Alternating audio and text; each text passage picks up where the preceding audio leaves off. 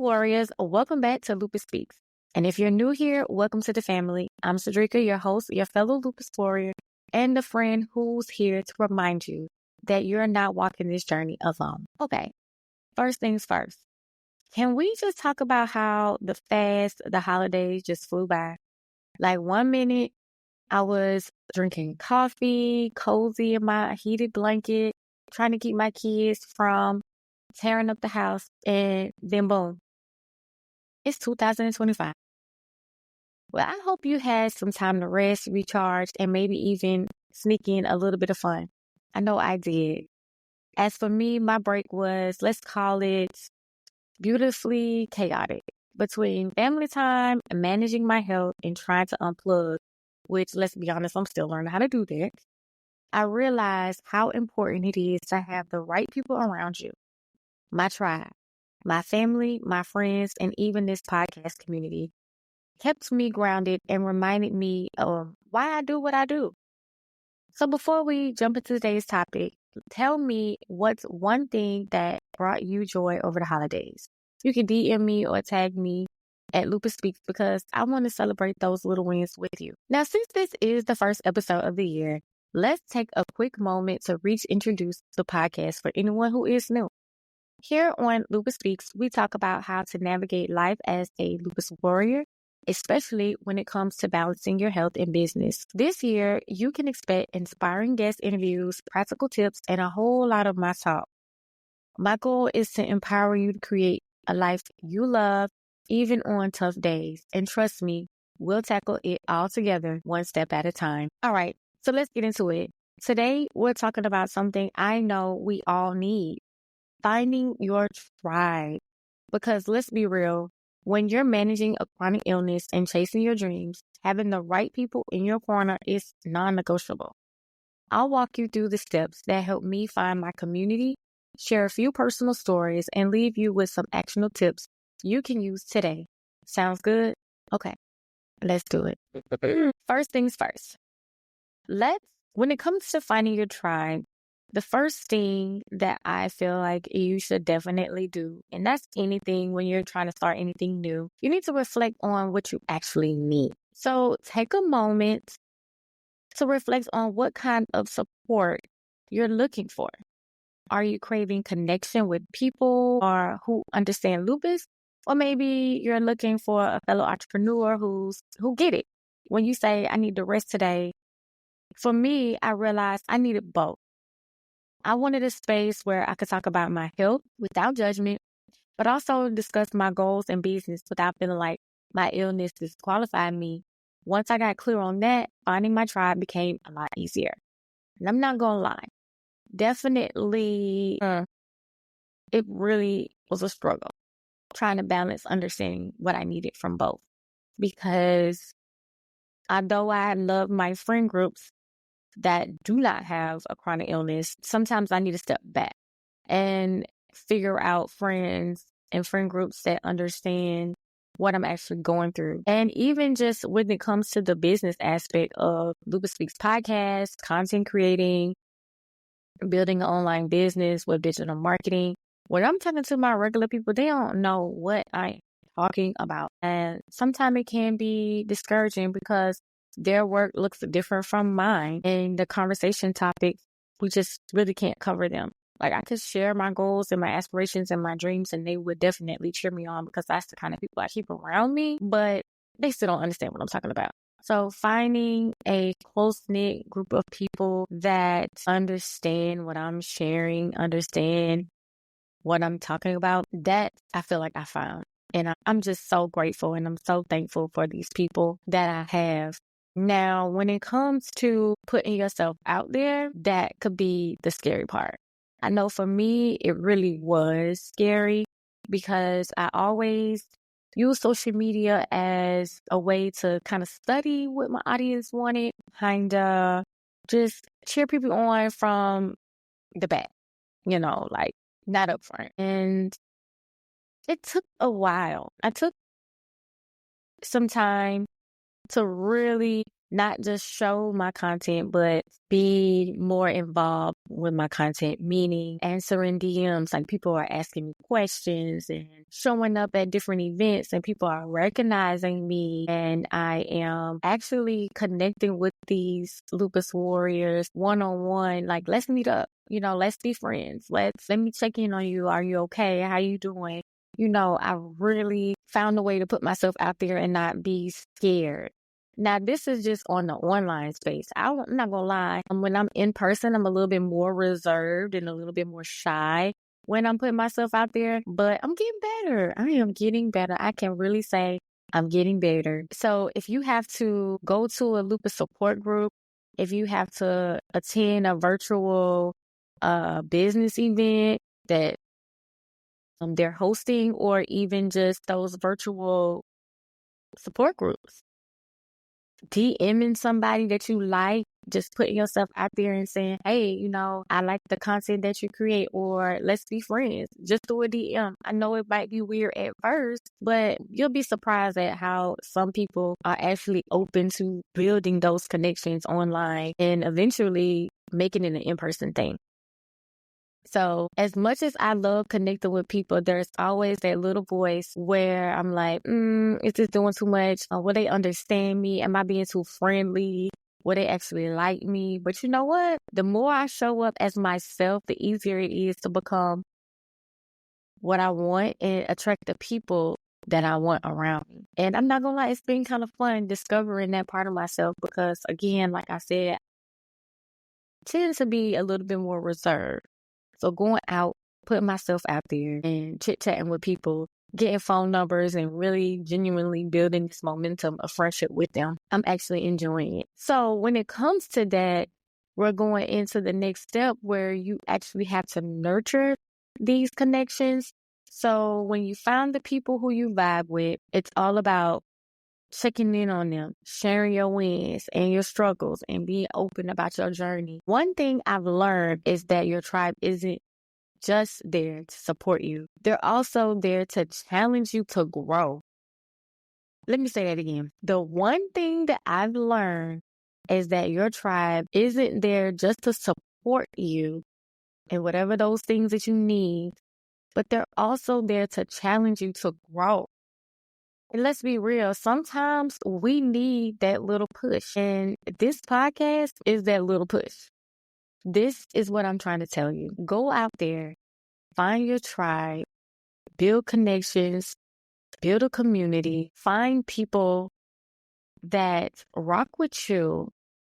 Like, for real. We've talked about the importance of finding your tribe. Like, for an example, a support system is a community of people who truly understand and uplift you. But finding that tribe isn't always easy, especially when you're balancing health, business, and everything else that life throws at you. So let's talk about what your tribe actually means. To me, your tribe is made up of people who truly get you. Those who support you, encourage you, and hold space for you when you need it the most. So for an example, when I was diagnosed with lupus back in 2008, I didn't even realize how much I needed a support system. I don't know. I just really didn't want to be bothered, to be honest, because I'm in pain. I don't feel good, and I just want you to leave me alone. And it wasn't until I started connecting with other warriors who walked a similar path that I truly felt seen and understood.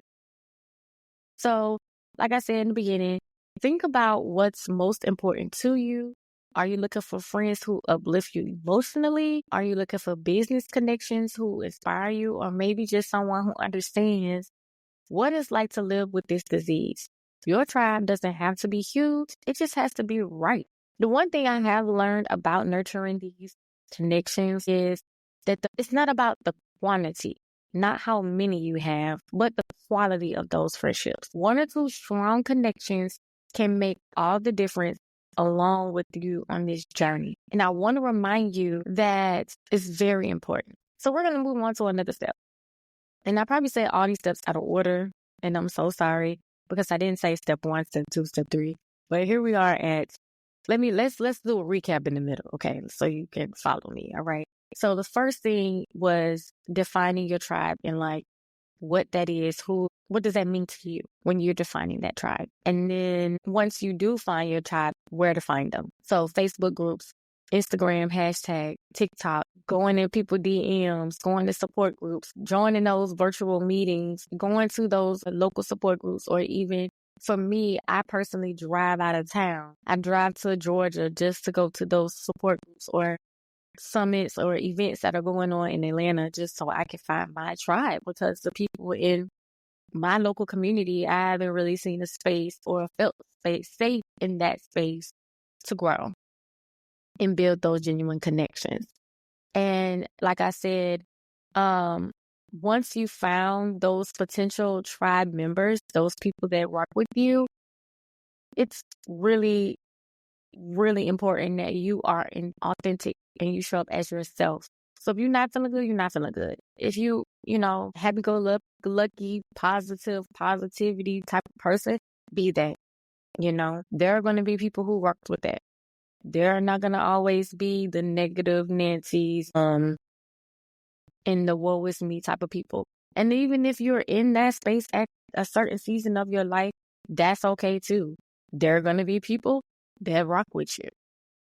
Now, step 4, we're going to set healthy boundaries. Now, I want to remind you that it's okay to set boundaries, that your health always comes first. That might mean you got to say no to certain invitations. You just got to be honest about how you can handle whatever you're handling. That could be on a day-to-day basis. That could be in a monthly basis or weekly, like however it is. It's okay to be honest. Your real tribe, they're going to understand and respect your limits, your boundaries, and what's comfortable for you. I had to learn this the hard way because, one, I'm not going to say I always said yes to everything. I would say I always say no to everything when it came to participating in certain things. And I think that just came from me shielding myself and having that social anxiety and not really putting myself out there. So I would always say, no, I don't want to do it. But I always said yes to, or I won't even say that. I always volunteered myself to do extra shit that I didn't have to do.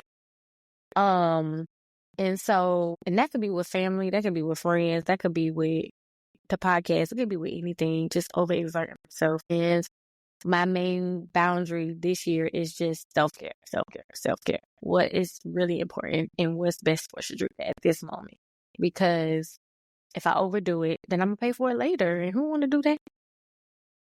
So the last thing that I want to mention, and my favorite, is if you can't find your tribe, create one.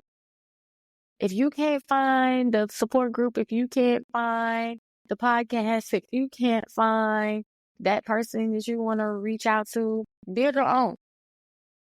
This space is created based off of me having my own tribe or community of people that I can rock with, that understand health and business and together. People who are discovering themselves and trying to understand life with lupus truly, not, living the day-to-day symptoms of lupus, but life with it. Because I think people misunderstand when they have this diagnosis is that there's still life in this. And it's all based off of you. You are the guiding light in how you perceive this disease to be and how you want your life to go based off of you. So positive thought may not always work for you, but for me, it does. And there's people who work that, See, I'm sorry. I'm sorry. But I'm just saying that this space, I wanted it to be for lupus warriors to feel empowered, inspired, and supported with whatever they were trying to do when it came to business and health. So if it's not there, start it. Start that group chat. Start that virtual meetup. Start that podcast. Post in your stories. Add questions. Get creative. Create that ebook, whatever you need to do to build a community and space that will be a shared experience with other people in the community. Let's do that. That's what this is about. That is what life is about. Sharing your story for God's glory. I'm going to always say that. And I'm going to stick beside that statement no matter what. Because you just never know who's out there that is waiting for you to connect with you, with your story, your experience, and what you did to get through it and help them along the way. That's beautiful. That makes me smile. It makes my heart melt. That's the most beautiful thing in the world is for someone to connect with you and, win. And you are the guiding light for that? Amazing. Well, not you specifically, but you know what I mean. Because God always is the lead and the light of my feet.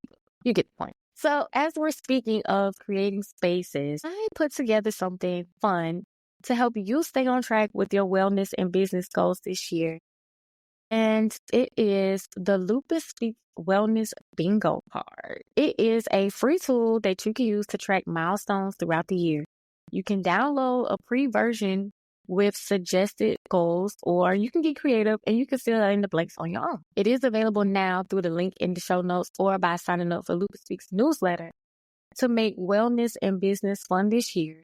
You can also click that link in my bio or my Instagram for you to, play around with it. It's a little cute little thing. I'm going to use it as a marker for me to make sure that I'm tackling some of my goals and my dreams for this year. So before we wrap up, I want to leave you with this thought. Finding your tribe isn't just about who's around you. It's about who lifts you up and supports you. Take some time this week to reflect on current relationships and think about how you can strengthen them or build new ones. And don't forget to follow the podcast for more episodes like this one. If you enjoyed today's show, share it with a friend or post about it on social media. Oh, please do that, y'all. Okay? Because that's one of my 2025 goals is to have a well-engaged audience where y'all are on y'all walks and y'all are posting, that y'all are listening. Like, baby, please make this happen for me, okay? I want to see it all through my feed of you sharing the show to your friends, to your homegirl, to your mama, to your cousin. Just share it, okay? And be sure to grab your 2025 Wellness Bingo card. I can't wait to see how you guys use it, and you can share that with me too. Thank you so much for joining me today, Warriors. And until next time, you guys, peace and be intentional. Thank you so much for tuning in today's episode of the Lupus Speaks podcast. I hope you found some inspiration, encouragement, and a few loopy gems to carry with you on your journey. If you enjoyed this episode, be sure to subscribe, leave a review, and share it with other lupus warriors who might need to hear this.